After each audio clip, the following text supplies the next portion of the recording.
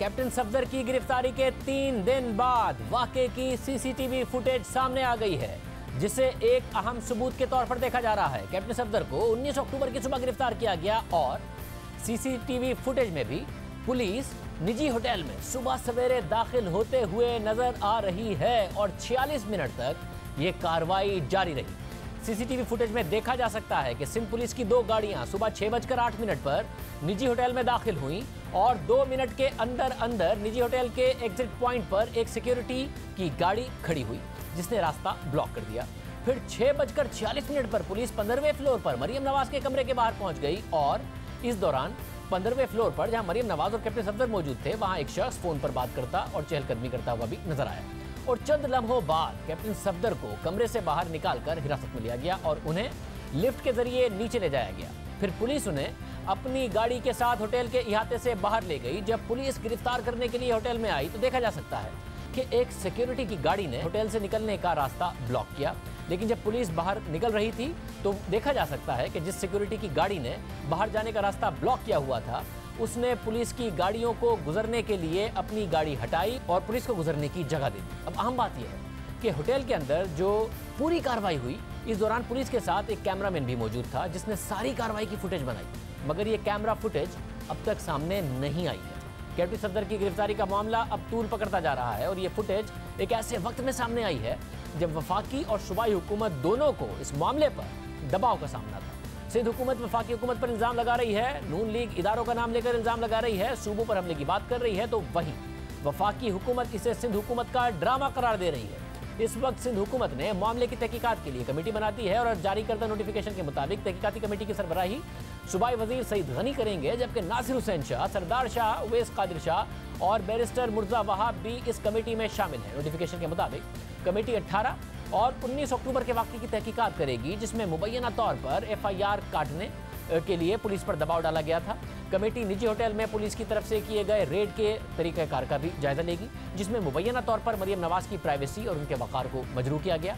साथ साथ committee police की सीनियर क़यादत के साथ मुबैना बुरे सलूक और तज़हीक की भी तहकीकात करेगी, जिसके नतीजे में पूरी पुलिस फोर्स मायूस हुई और अपनी ड्यूटी जारी रखने पर रजामंद नहीं। कमेटी 30 दिन के अंदर अपनी रिपोर्ट पेश करेगी। लेकिन दूसरी तरफ आर्मी चीफ के अहकामात पर कोर कमांडर कराची भी तहकीकात कर रहे हैं और सिंध पुलिस ने तहकीकात के नतीजे में 10 दिन तक छुट्टियों पर जाने का फैसला मौखर किया हुआ है। 2 दिन गुजर गए हैं, वक्त कम है और आए रोज नई तफसीलात सामने आ रही हैं, नए इल्जाम आयद किए जा रहे हैं। मामला सिंध से शुरू हुआ, बात आर्मी चीफ तक जा पहुंची और अब अदलिया पर भी सवालात उठाए जा रहे हैं और नून लीग वजीर आजम पर बराह रास्त इल्जाम लगा रही है। शाहिद खान अब्बासी ने बराह रास्त इल्जाम लगाए। IG पुलिस जो है ये 22 ग्रेड के अफसर हैं, DG इंटर सर्विस इंटेलिजेंस भी 22 ग्रेड के अफसर हैं, DG रेंजर्स 21 ग्रेड के अफसर हैं, सारे वफाकी हुकूमत के अफसर हैं। आर्मी एक्ट के तहत चीफ ऑफ आर्मी स्टाफ तफ्तीश कर सकते हैं अपने अफसरान की कि उन्होंने कोई गलत काम तो नहीं किया। बात की सारी जिम्मेदारी इस मुल्क के वज़ीर-ए-आज़म पर आती है, मुकम्मल जिम्मेदारी वज़ीर-ए-आज़म की है। दोनों इदारे इंटर सर्विस इंटेलिजेंस और पाकिस्तान रेंजर सिंध वज़ीर-ए-आज़म को रिपोर्ट करते हैं। किसी ने इंस्ट्रक्शंस दी हैं 2 इदारों को, वो शख्स सिर्फ और सिर्फ मुल्क का वज़ीर-ए-आज़म हो सकता है, कोई और इंस्ट्रक्शन नहीं दे सकता। और ये वाज़ेह हकीकत है कि इस मुल्क के वज़ीर-ए-आज़म ने हुक्म दिया कि चादर और 4 दीवारी के तहफ़्फ़ुज़ को पामाल किया जाए। ना सिर्फ अपना हलफ तोड़ा बल्कि अपने जो अफसरान थे उनको भी हलफ तोड़ने का हुक्म दिया। हमारी अदालतें जो सुबह मोटर नोटिस लेती रही हैं सेक्रेटरी साहिबान के तबादले का, आज एक अफसर को अगवा कर लिया और अदालतों ने नोटिस नहीं लिया। हमारी अदालतें खामोश बैठी हैं।